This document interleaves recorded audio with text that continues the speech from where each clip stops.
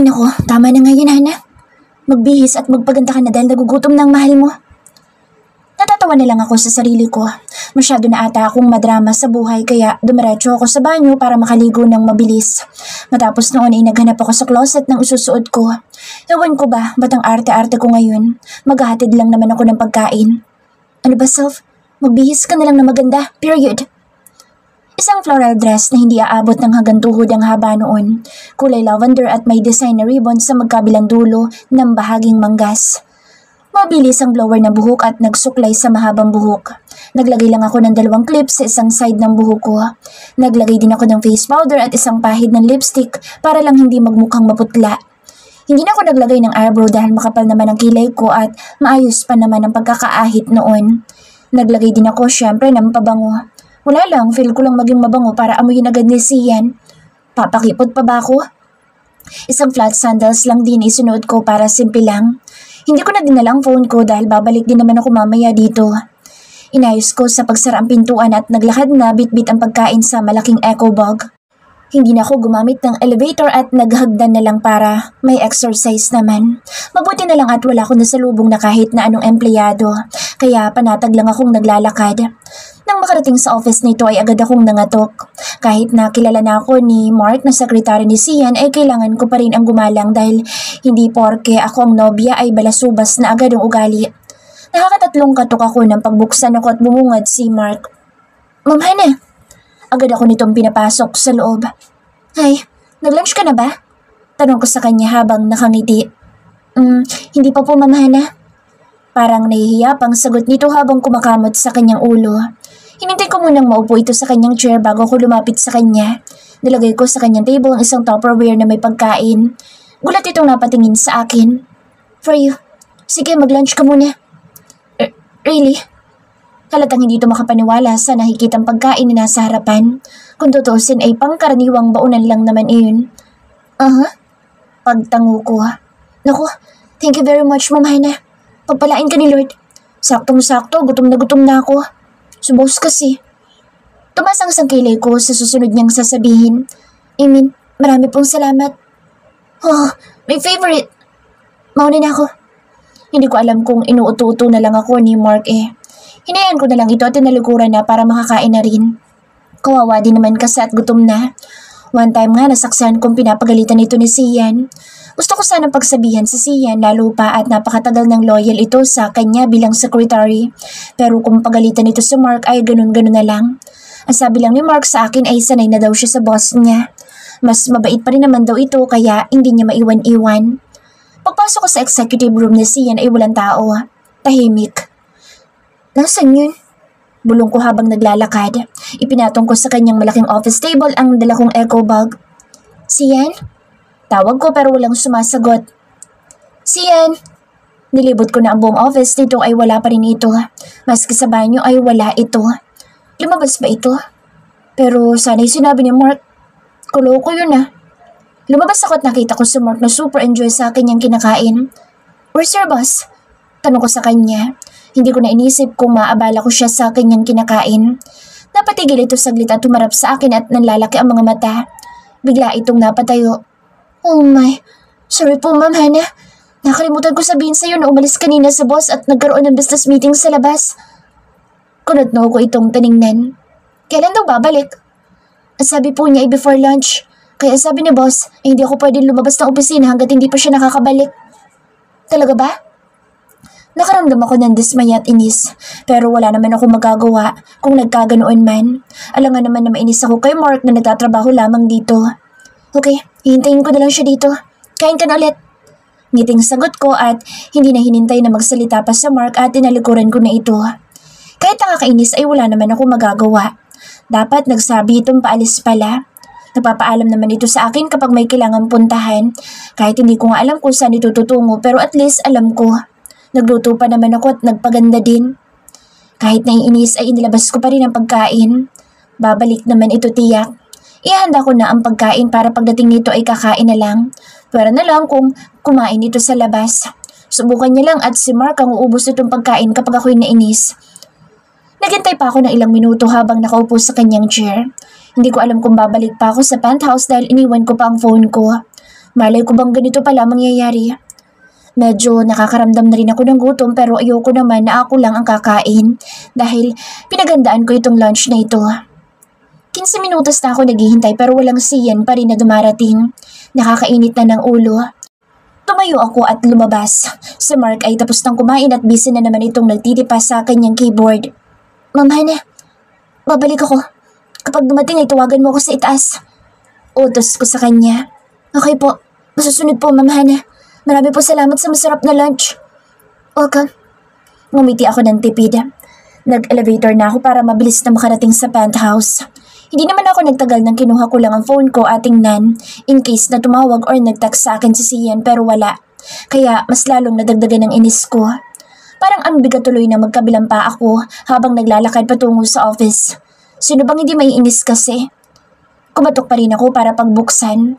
Si Mark na ngayon ay namamawis ang noo na kahit malamig naman ang buga ng aircon. Ah, Ma'am Hana. Parang namumutlang salita ni Mark. Papasok ako. Yes po. Agad nitong nilakihan ng pintuan.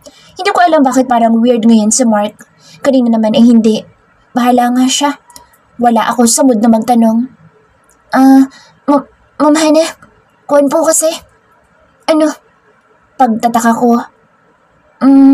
Mamaya na lang po kayo pumasok. At bakit? Wala pa ba ang boss mo? Bigla itong napakamot sa noo. Andito na siya. Ang kaso, hindi ako pwedeng pumasok, ganun ba? Parang gusto kong manuntok ngayon kahit nag-a-advance lang akong nag-iisip. Hindi naman po. Ang kaso... Teka, wait lang po, Ma'am Hana. Tawag dito sa akin na hindi ko pinansin. Naglakad ako sa pintuan at binuksan iyon. Mukhang tama ako eh. Diretso akong pumasok sa office ni Sian at ganoon na lang ang matindi kong gulat sa nakita. Parang tumigil ang mundo ko nang makita ko ang isang sexing babae na nakaupo sa kandungan ng walang iba kundi si Sian. Napatigil sa ginagawa ang dalawa at sabay silang napatingin sa akin. Halos malaki ang mata ni Sian nang makita ako habang isang babae naman ay nakataas ang isang kilay na nakatingin sa akin. Who's that, babe? Marting tiningnan ako ng babae na para bang isa lang akong bangaw. Love! Agad na tumayo si Sian at malakas na napatili ang babae na nakakandong sa kanyang hita nang bigla itong bumagsak sa ibaba. What the hell, babe? Hindi pinansin iyon ni Sian bagkus naglakad itong palapit sa akin. Pero mabilis ang pagkilos ko dahil bago pa man ito makalapit sa akin ay napatakbo na akong palabas ng opisina nito. Love! Tawag nito sa akin. Hindi ko na ito pinansin bagkus nagtatakbo na akong palabas. Hindi ko nga alam pero ang bilis kong nakalabas dito sa kanyang building nang walang nakakapansin sa akin dahil sa dami ng guests sa hotel na ito. Lakad takbo ang aking ginawa para lang makalayo sa hotel na ito. Ilang beses na nagre-ring hawak kong phone pero pinapatay ko at sa huli ay tinurn off ko na. Iyak ako ng iyak habang sumasakay ng taxi. Hindi ko nga alam kung saan ako pupunta basta sumakay lang ako ng taxi. Ma'am, saan pong punta natin? Tanong ni Manong driver. Lumuluha ako habang napatingin sa driver. Kay Sheena po, Manong. Sagot ko habang umiiyak pa rin. Napakamot sa ulo si Manong. Taga saan po si Sheena, madam? Mahinahon na tanong nito sa akin dahil nakikita nitong umiiyak ako. Matagal bago ko nakasagot. Mabilis naman itong pinaandar ang sakyan nang sabihin kong sa Bulacan niya ako dalhin. Mabuti na lang at may inipit akong 2,000 dito sa case ng phone ko. Wala akong kadala-dala at tanging itong cellphone lang. Bahala na kung ano mangyari basta makalayo lang ako. Langya siya. Demonyo silang dalawa. Uy, Beshi, gising na. Ayoko pa. Pabihira ka naman. 2 araw ka nang nakilata dyan. Pati pagligoy hindi na magawa. Baho-baho mo na kaya? Hinigit ni Sheena ang kumot sa aking katawan. Hayaan mo na lang ako dito. Dito na lang ako hanggang sa mamatay. Wala kong hinila ang kumot at binalot ang sarili. Wala ko sa mood ngayon. Ang tindi mo naman. Umayaw din ang pusa nito. Hindi ako umimik. Bahala na. Para saan pa? Para bumangon. Bumangon ka na dyan dahil Jack pati ikaw ay papagalitan ni inay kapag naabutan ka niyang nakahilata pa rin dyan. Ang kulit mo rin, no? Hindi ko man lang alam kung ano nangyari sa buhay mo at nagkakaganyan ka na lang. Hindi ako umimik. Simula kasi nung umuwi ako'y umiyak lang ako ng umiyak kay Sheena at kay Nanay Sally. Mabuti na lang at wala si tatay at umuwi pala ng Bicol. Hindi naman nila ako tinanong kung ano nangyari. Basta ilang oras akong umiyak at pinakalma lang nila. Kung tutuusin, ilang metro lang ang layo ng bahay namin sa kanila pero hindi ako umuwi. Ayoko nga makita ko ng tatlong tiyahin ko na sa ganitong itsura. Walang kadaladalang gamit at bariya na lang ang natirang pera dahil pinambayad ko na sa taxi. Hanggang ngayon din ay hindi ko binubuksan ang phone ko. Para saan pa ba? Basta dito lang ako sa kwarto ni Sheena, nakabalot ng kumot na parang turon. Hindi nga rin ako makakain ng matino kung hindi pa ako pipilitin ni Nanay Sally. Mabuti na lang at naawa sila sa akin na wag sabihin sa mga tiyahin ko na nandito lang ako. Tsak, magkakagulo. Wala akong sapat na dahilan lalo pat walang kaalam-alam ang mga ito sa nangyayari sa aking buhay. Baka sabihin na nagtatrabaho lang ako sa Maynila ay naglandi na agad ako. Baka makalbo pa ako nang wala sa oras. Pumangon ka. Hindi ako natutuwa sa paganyan-ganyan mo. Kung ibang nilalang ka lang, baka hindi na kita pinutuloy dito. Hindi po man ba sabi-sabi kung anong dahilan at nagkakaganyan ka? Hinigit na naman na Sheena ang kumot at sa pagkakataong iyon ay hindi na ako nakapagtalo pa at hinayaan na lang na mawala na ang kumot sa aking katawan. Nangilid ang luha sa mga mata ko at gusto na namang maiyak. Basta? Napapiyok pa ako. Anong basta? May nangyari ba sa iyong hindi maganda? Na-hold up ka ba? Hindi. Inaway ng mga kaibigan mo sa bahay? Hindi, mababait sila. Suberyoso ang mukha nito at sinipat ang katawan ko. Na-rape ka ba? Ano bang mga pinagsasasabi mo dyan? Hindi. Inis ako napabangon sa kama at niyakap ang unan. Kaya nga nagtatanong sa'yo Ayaw mo namang sabihin.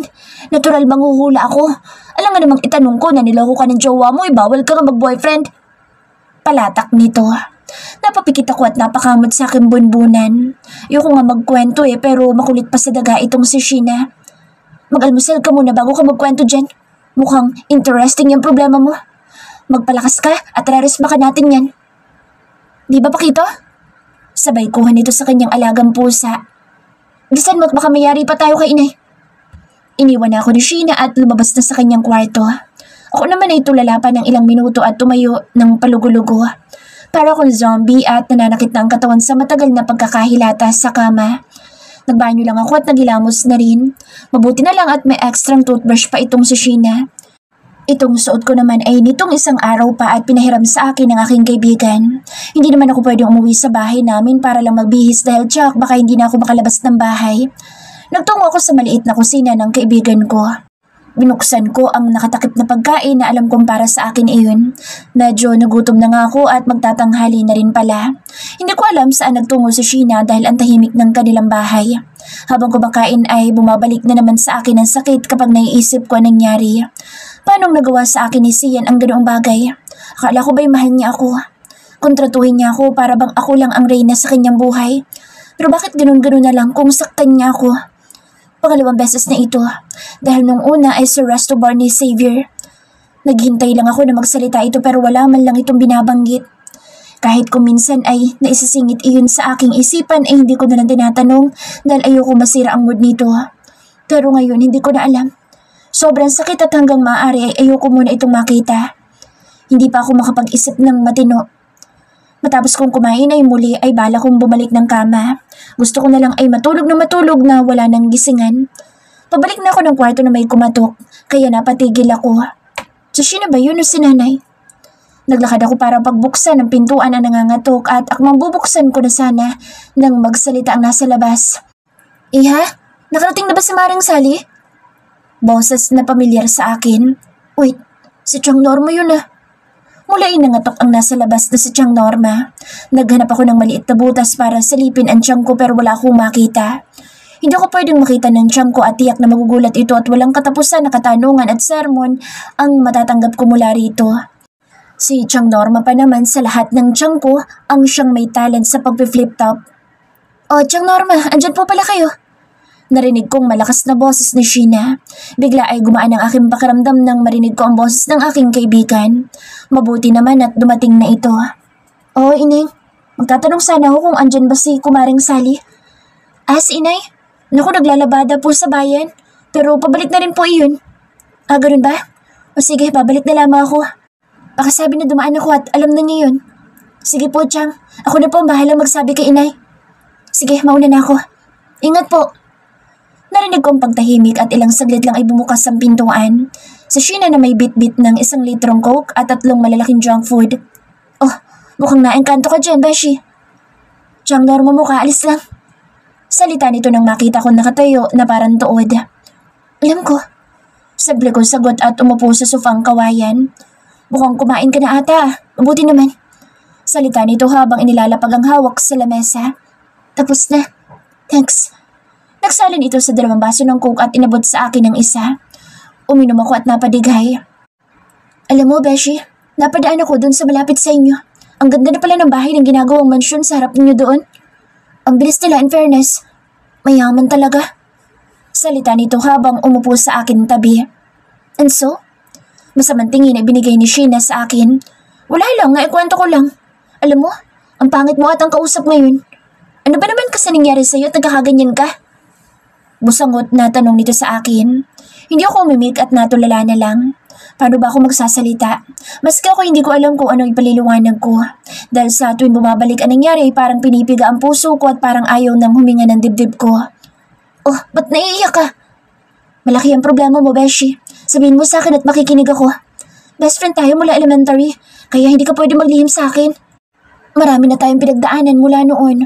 Marami na akong pinagsasapak kapag may nangaapi sa atin, kaya alam kong malaki ang problema mo. Sige na, kahit ano pa man yan ay hindi kita huhusgahan. Napatingin ako sa aking kaibigan na siya naman talagang naging kakampi ko sa buhay. Lumablam ang mata ko at nagsisimula na manubig iyon. Hindi pa man ako nakakapagsimulang magsalita ay nauna na akong umiyak. Humagulo ko na parang bata. Niyakap ako ni Sheena at hinagod ang aking likod. Sige lang, iiyak mo muna lahat yan bago ka magkwento. Hindi ko alam ng sandaling ito na ibuhos ko ang lahat ng matinding sakit sa aking kaibigan na kahit pautal-utal ay nasabi ko lahat sa aking kaibigan. Ilang minutong nakikinig lamang si Sheena sa akin. Seryoso ang mukha at hindi ko alam kung anong iniisip pero sa tingin ko ay galit ito dahil nag-iba na ang dating magandang mukha nito. Ang iya pala niya. Ituro mo sa akin ang pagmumukha ng walang iyang iyon. Matapang pa sa mandarigma na komento dito. Wala kang magagawa dun. Sagot ko. Anong wala? Porke ba mayaman siya? Hindi pa pwede yun, Beshi. Matapos mong ibigay lahat-lahat sa kanya, ganun-ganun na lang yun. Hindi tayo papayag sa ganoon. Gaganti tayo. Sunugin natin ang bahay. Masamang tingin na ibinigay ko dito. Feeling matapang naman itong kaibigan ko. Tiklop naman palagi sa nanay nito sa tuwing sinesermonan. Kahit na galit itong kaibigan ko ay nakaramdam ako kahit papaano ng konting luwag sa akin dibdib. Pero nandito pa rin ang sakit at hindi ko alam kung paanong mawawala. Nang dumating si Nanay Sally ay nakaligo na ako. Nang hiram lang ulit ako ng malaking t-shirt at pajama sa kaibigan ko at ganoon na din sa underwear nitong hindi pa naisusuot. Mabuti na lang talaga at parehas kami ng katawan. Mabuti na ba't nakaligo ka na? Uwi ka na ba sa tiyang mo? Tanong ni Nanay. Hindi pa po, Nay. Nahihiya akong sagot. Tinitigan ako ni Nanay na para bang binabasa nito ang nasa mukha ko. Ganun ba, Iha? O sige, walang problema. Dumito ka muna. Maigi na iyon para may kasama yung kaibigan mong palaging pasaway sa buhay. Inay naman. Simangot na sagot ni Sheena. May sermon patuloy na natanggap si Sheena at natatawa na lang ako sa mag-inang ito. Mula pa noon ay ganito na sila kaya kahit makapal ang mukha ko dito ay alam kong at home ako dahil hindi iba ang turing nila sa akin. Inay, napadaan sa tiyang Norma dito kanina at hinahanap ka. Oo nga pala. Nagpapatulong ka sa magluto yun sa maliit nilang karinderiya. Alam mo ba yun, Hana? Opo, nabanggit po sa akin. Kapag naging maayos ng kalagayan mo, dalawin mo mga tiyang mo. Opo, Nay. Namiss ko rin naman ang mga tiyang ko. Gusto ko na nga silang makita at mayaka pero hindi ko alam kung paano ko makakapunta doon ng walang dala na kahit na anong pasalubong. Walang-wala ako ngayon. Ayoko naman na mangutang pa ako kay Sheena. Alam ko naman na wala din sila. Sa Ate Mika kaya, sabihin kong hihiram ako ng pera sa kanya. Pero tsak kakaibang katanungan na mangyayari dahil alam nitong nakaisiyan ako nakastay ngayon. Huwag na lang. Natatakot ako sa mga katanungan noon lalo pat baril iyon. Baka kapag naikwento ko nangyari ay mawala pa sa mundo si Sian na ayoko namang mangyari. Mahal ko pa rin ang taong iyon kahit nasanaktan ako. Umabot na ng gabi ay kahit papaano ay tumatawa na ako dahil sa kaibigan kong walang tigil sa pagpapatawa. Kahit papaano ay nakatulong talaga itong kaibigan ko. Kapag ako yumaman ay isasama ko ito dahil napakabait na tao kahit parang Armalite ang bibig. Sheena, may extra ka bang napkin dyan? Tanong ko sa kaibigan ko. Hindi ko akalain na darating na agad ang monthly menstruation ko. Kakaubos lang, Beshi. Sige, dyan ka lang at bibilang kita sa labas. Hindi na, ako na lang ang bibili sa labas. Gabi naman, hindi na siguro ako makikilala. Saka tatakpan ko na lang mukha ko ng tuwalya. Ikaw bahala. Diyan lang naman ang tindahan. Oo, Sheena. Sa Sheena pa nag-abot sa akin ng pambili. Tinanggihan ko na nga ay ipinilit pa sa akin ng pera. Nakakahiya na kung tutuusin pero sinisigurado kong pagbalik ko sa Maynila ay mababayaran ko lahat ang kabaitan ng pamilyang ito sa akin. Malaki-laki naman kahit paano ang naipon ko sa bangko at hindi kabawasan iyon kapag ibinalik ko ang lahat ng kabaitan ng mga ito sa akin. Nanghiram ako ng tuwalya at ibinalot ko sa aking muka. Tanging salamin sa mata na lang ang makikita kaya confident akong lumabas. 7:00 pa lang naman ang gabi pero dahil nasa probinsya ay mangilan-ngilan pa ang naglalakad sa kalsada. Tahimik pero maliwanag naman dahil may mga poste ng ilaw. Bumili ako ng isang balot ng napkin at barya na lang ang sukli. Ewan ko ba't anong pumasok sa isip ko ay naglakad pa ako papunta malapit sa bahay namin. Gusto ko lang tingnan kung bukas pa ang tindahan ni Chang. Hindi naman ako bibili pero dadaan lang ako saglit. Mabuti na lang at walang masyadong tao. At kung meron man, ay mga taong pauwi galing trabaho ang mga ito. Nakita kong bukas pa si Chang. Natuwa naman ako. Parang gusto ko tuloy pumasok sa aming gate at mga tok. Tanga-tanga mo kasi, Hana. Napansin ko rin ang malaking bahay na ginagawa. Mukhang mansyon nga iyon at tama nga sila Chang na mukhang hindi basta-bastang tao ang nagpapagawa ng ganoong kalaking kabahayan. Ilang minuto muna akong tulala bago ako tumalikod na. Sa susunod na araw ay uuwi na ako kapag may pera ako. Siguro mananatili muna ako ng 1 month dito bago bumalik sa Maynila dahil magpapasukan na rin. Habang naglalakad ay may isang magandang kotse akong nakita. Sinundan ko iyon ng tingin at nagulat ako nang huminto ito sa tapat mismo ng aming bahay, kung saan may pinapatayong malaking bahay. Pero ang mas nakakagulat nang may bumaba mula roon. Halos matanggal ang kaluluwa ko ng pamilyar na figura ang nakita kong nakatayo mismo sa harapan ng sakyan nito. Diyos ko po, anong ginagawa ni Sian dito? Halos makalimutan kong huminga nang makita kong pumihit itong paharap ko saan ako nakatayo. Kaya nagmamadali akong naglakad na. Mabuti na lang at may balot akong tuwalya at hindi ako makikilala nito. Bilisan mong maglakad, Hana. Mabuti na lang at nakarating ako ng buhay sa bahay ng kaibigan ko. Diretso akong pumasok sa banyo at naghilamos. Grabe ang pawis sa mukha at katawan ko kaya nag-hot bath muna ako. Saglit lang ako naglinis ng katawan. Sumasakit na rin ang puson ko at dumagdag pang stress ko sa nakitang tao na walang iba kundi si Sian. Diyos ko po, paano niya nalaman na nandito ako? Beshi, ano ba nangyari sa'yo? Kanina ko pa napapansin na parang hindi ka mapakali. Bumili ka lang ng napkin sa tindahan. Wala. Sige, matulog na tayo. Inaantok na ako. Magkatabi kaming nakahiga sa kami ni Sheena. Siksikan nga pero alangan naman na magreklamo ako. Sampid na nga ako. Bahala ka nga. Pero ng gabing iyon ay hindi ako makatulog. Habang ang katabi ko naman na si Sheena ay malakas na ang hilik. Hindi ko na alam kung anong oras na ako nakatulog dahil sa kakaisip kay Sian. Basta nagising na lang ako sa maingay na si Sheena at umaga na pala.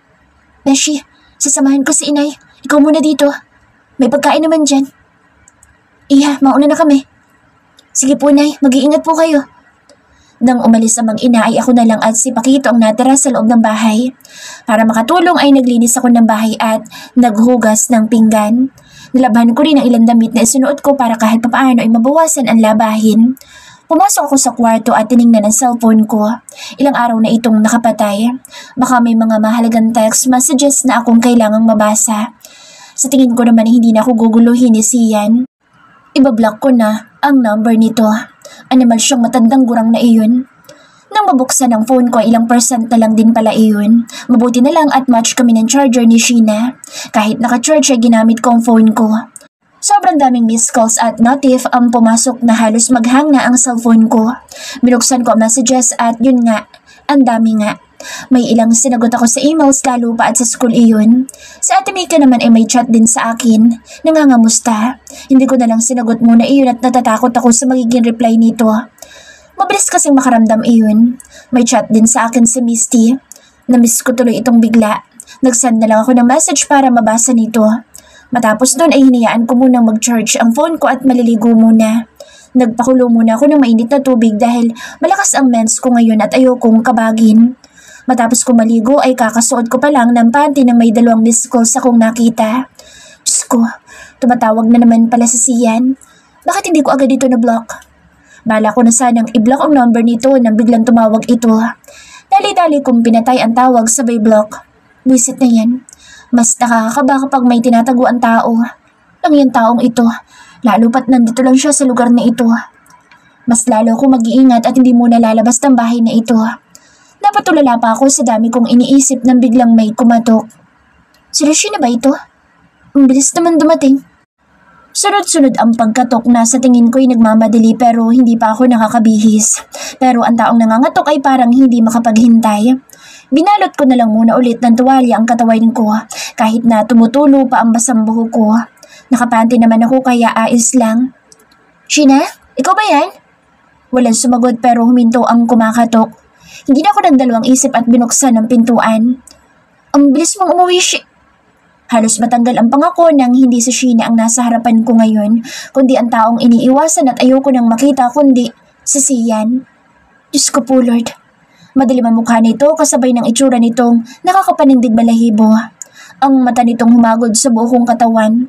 Agad ko sinara ang pintuan pero huli na dahil malakas na kamay ni Sian ang pumigil dito. Don't ever try to hide me, love. I'm so mad right now. Hindi! Pero huli na dahil pabalya nitong binuksan ang pintuan. Wala na akong nagawa kundi ang magtatakbo sa takot. Hindi pa man ako nakakapasok ng kwarto nang bigla akong lumutang. Pasunok-sunok ako habang umiiyak. Hindi ko siya hinaharap dahil masama pa rin ang loob ko. Ang kapal na mukha nitong hanapin ako at puwersahing ilabas sa bahay ng kaibigan ko. Kasalukuyan kami ngayon sa isang hotel. Ilang beses niya akong tinangkang kausapin pero ayoko magsalita. Kalmot at suntok ang inabot ni Sian sa akin. Galit na galit ako at puro iyak lang ang ginawa ko. Kahit malaking tao ito at may nakakatakot na aura, hindi niya ako ginantihan at hinayaan niya lang ako sa pananakit sa kanya. Naawa din naman ako nang makita kong nagdugo ang labi nito. Mukhang napasama sa pagsampal ko sa kanya. First time ko lang manakit ng kapwa at kay Sian pa. Nakonsensya din naman ako kaya tinigilan ko na. Pero hindi pa rin nawala ang pagluha ko. Are you still upset, love? Mahinang salita ni Sian. Hindi ko pa rin ito nililingon. Habang nakatingin lang ang mata ko sa bintana pero wala doon ang isip ko. Narinig kong napabuntong hininga ito. Are you hungry? Ano gusto mong pagkain, love? Hindi pa rin ako kumibo. Pero ang walang hiya kong tiyan ay biglang tumunog. Parang gusto ko tuloy maglaho sa pagkakaupo dito sa kama. Buisit naman to. Walang pakasama. Okay, I'm gonna order your food, love. Just stay here. Narinig kong bumukas at nagsarado ang pintuan ay saka ako lumingon sa pinto. Ang itsura ko ngayon ay parang gusgusin. Puwerasahan ba naman akong pinasuot ni Sian ng malaki nitong t-shirt na halos umabot na sa kalahati ng aking hita ang haba. Tanging pante lang din naman kasi ang suot ko. Hindi ko na nga alam kung saan napunta ang tuwalyang gamit ko kanina. Tumayo ako at pumasok sa banyo. Maganda at malinis ang hotel na dinala sa akin ni Sian. Tinignan ko ang mukha ko sa salamin. Parang gusto kong murahin ang sarili ko. Mukha na pala akong takas sa mental. Sabog-sabog pa ang buhok ko dahil hindi naman ako nakapagsuklay kanina. Hanggang sa natuyo na lang. Wala din akong suot na salamin kaya ang labo na ng paningin ko ngayon. Tsak nag-aalala na ang kaibigan kong si Sheena at Nanay Sally dahil wala ako sa kanilang bahay. Naiwan ko rin ang cellphone ko. Pambihirang buhay ito. Dagdagan pa na sobrang sakit ng puson ko ngayon. Sumasabay pa talaga ang inis ko sa menstruation ko. Saktong paglabas ko ng banyo ay ang pagbukas ng pintuan. Si Sian na may dalang mga paper bags. Napakunot-no ako dahil mukhang galing pa iyon sa mall. Basa na rin sa tatak ng hawak nitong bags. You can change your clothes, love, if you're not comfortable with my shirt. I also bought you some hygiene kit and your sanitary napkin. Napaawang ang labi ko sa huling sinabi nito. Paano nitong nalaman na meron akong buwan ng dalaw ngayon? Saglit lang akong natulala at kinuha na lang ang binili nitong gamit sa akin. Hindi ko man lang magawang magpasalamat dito dahil ayoko ngang imikan ito. Baka once na magsalita ako ay feeling nito ay okay na kami. Hindi no, bahala siya sa buhay niya. Muli akong pumasok sa banyo para magpalit. Halos mapanganga ako sa mga ibiniling damit para sa akin ni Sian. Lahat ay mamahalin dahil may mga price tag pang nakasabit. Pati underwears ay ganoon din pero hindi na ako mag-iinarte pa dahil kailangan ko rin naman iyong isuot dahil hindi ako pwedeng lumabas ng hotel na ito nang ganito lang ang itsura. Kompleto pa sa hygiene kit ang binili sa akin ni Sian para bang pang 1 taon na itong gamitan. Grabe lang magtapon ng pera. Nagbihis na ako suot ang komportableng dress na sakto sa katawan ko. Hindi ko akalain na magaling pala sa fashion na itong si Sian kahit hindi halata. Pati nga flat shoes at heels ay binili pa niya ako. Meron ding make-ups at pabango. Grabe lang, kailan niya ito at binili at bakit mabilis siyang nakapamili? Ano yun, magic?